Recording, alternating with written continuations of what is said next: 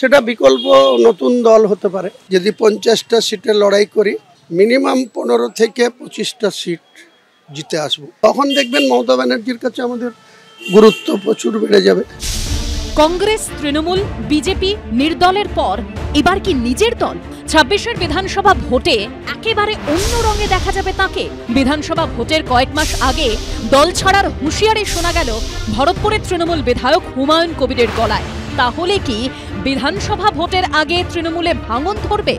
দল ছাড়বেন মুর্শিদাবাদের তৃণমূলের অন্যতম হেভিওয়েট সংখ্যালঘু মুখ? যে 15ই আগস্ট অবধি দেখব যে এই জেলার নেতাদের কোনো সংশোধন বা পরিবর্তন কিছু হচ্ছে কিনা। তারপরে একটাই অপশান আছে, মুর্শিদাবাদের সংখ্যাগরিষ্ঠ যারা মুসলিম জনতা, এমনকি কিছু হিন্দু ব্যক্তিও রয়েছে যারা আমাদের সঙ্গে যোগাযোগ রাখছে, তারা বলছে যে তারা প্রস্তাব আকারে দিচ্ছে বারবার যে আপনি নিজে একটা কোনো রাস্তা বের করুন। মানে হুমায়ুন কবিরের নেতৃত্বে নতুন দল। হুমায়ুন কবির কেন, অনেক হুমায়ুন কবির থাকবে। হুমায়ুন কবিরকে পাল্টা চ্যালেঞ্জ করেছেন তৃণমূল। উল্টো দিকে হুমায়ুনের সুরও করা। যদি পার্টি করেন, তৈরি করেন, কেউ তো আটকাতে যাবে না, তার রাইট আছে, পার্টি করবেন।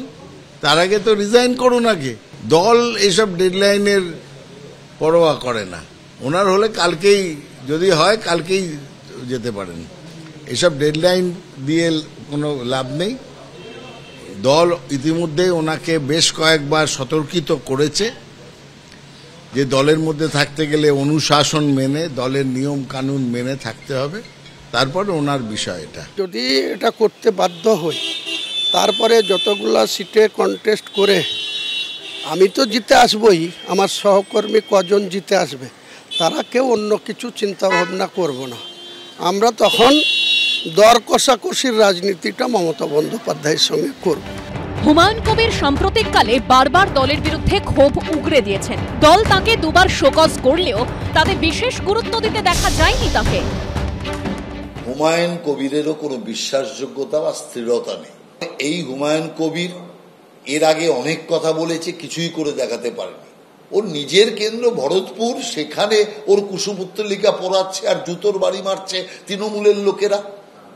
অতএব আমি পরিষ্কার মনে করি যে বড় বড় হুঙ্কার না দিয়ে আগে করুক, তারপরে দেখা যাবে। উনি ছিলেন কংগ্রেস, হলেন তৃণমূল, আসলেন কংগ্রেসে, গেলেন বিজেপিতে, এখন আবার তৃণমূল।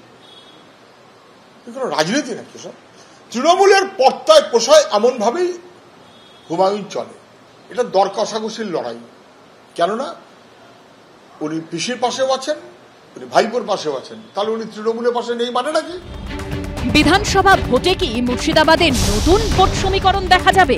কৃষ্ণেন্দু অধিকারী, আশাফুল হোসেন ও শিবাশিস মৌলিকের রিপোর্ট, এবিপি আনন্দ।